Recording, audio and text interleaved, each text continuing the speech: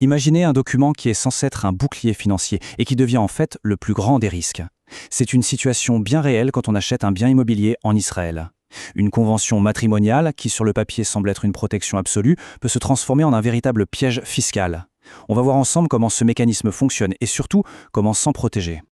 Alors la question est posée, cet accord légal est une sécurité en béton armé? Spontanément, on a envie de dire oui, bien sûr, sauf que la réalité fiscale en Israël est beaucoup plus complexe.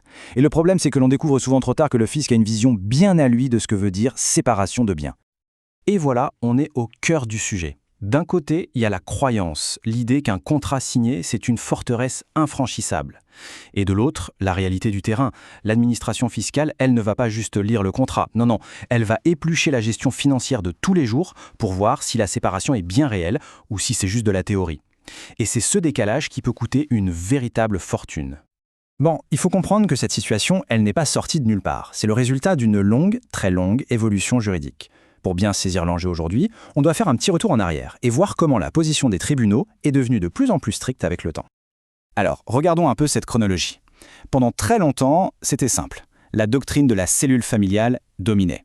En gros, un couple marié, c'était une seule entité économique, point final, peu importe le contrat. Puis, les tribunaux ont commencé à bouger. Ils ont fait un premier pas en reconnaissant la séparation, mais attention, uniquement pour les biens d'avant le mariage. Et là, bam, 2021, le grand tournant. La Cour suprême change tout et exige désormais une preuve concrète, constante, de la séparation au quotidien. Et cette citation de la Cour suprême de 2021, elle est sans ambiguïté. C'est un avertissement on ne peut plus clair. Monter une séparation de biens sur le papier juste pour payer moins d'impôts, ça ne passera pas. Le message est simple, l'intention derrière la séparation compte autant, si ce n'est plus, que les faits eux-mêmes. Bon, pour que tout ça ne reste pas trop abstrait, rien de mieux qu'un exemple concret. Une histoire vécue. Une affaire qui a été jugée en 2023 illustre à la perfection comment ces principes sont appliqués dans la vraie vie et les conséquences, parfois désastreuses, d'un décalage entre le contrat et la réalité. L'histoire est assez simple en apparence. On a un couple, protégé par une convention matrimoniale signée des années plus tôt, qui achète un appartement. Mais au moment de passer sous le radar du fisc, tout s'écroule. Et la raison est fondamentale. Leur comportement financier de tous les jours racontait une histoire complètement différente de celle écrite dans leur contrat. Là, le décalage est juste flagrant. Sur le papier, on avait une séparation totale. Mais dans les faits, le bien a été acheté aux deux noms. Le prêt immobilier, conjoint. Et devinez d'où venait l'argent pour le rembourser? D'un conjoint, bien sûr. Le pompon, c'est qu'ils avaient même des procurations sur leurs comptes respectifs. Pour le tribunal, l'affaire était pliée. La séparation n'existait que sur le papier. Et la sanction financière a été immédiate et douloureuse. Leur demande d'avantage fiscal a été balayée d'un revers de main. Résultat, ils ont dû payer une taxe d'acquisition bien plus élevée, comme s'ils n'avaient jamais eu de contrat de séparation.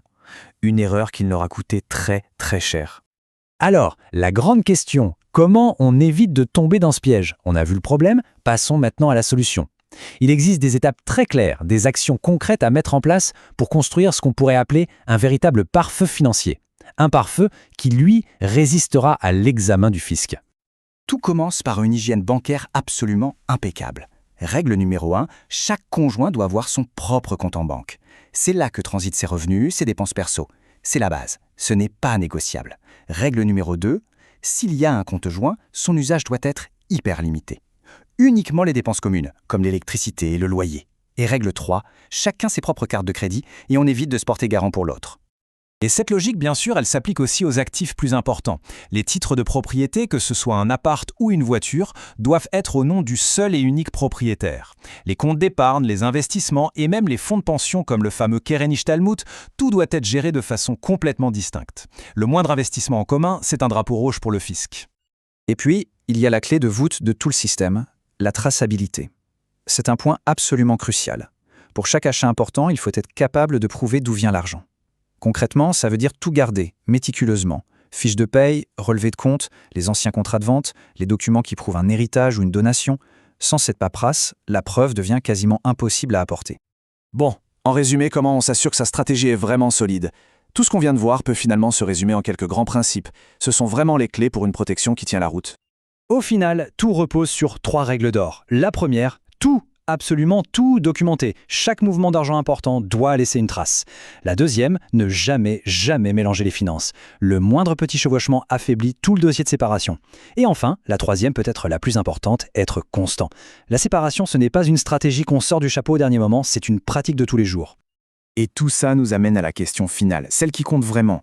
Dans ce contexte si particulier, la gestion financière du quotidien, ce n'est pas juste un détail. C'est soit la preuve la plus solide de son indépendance, soit la faille qui peut tout faire s'écrouler.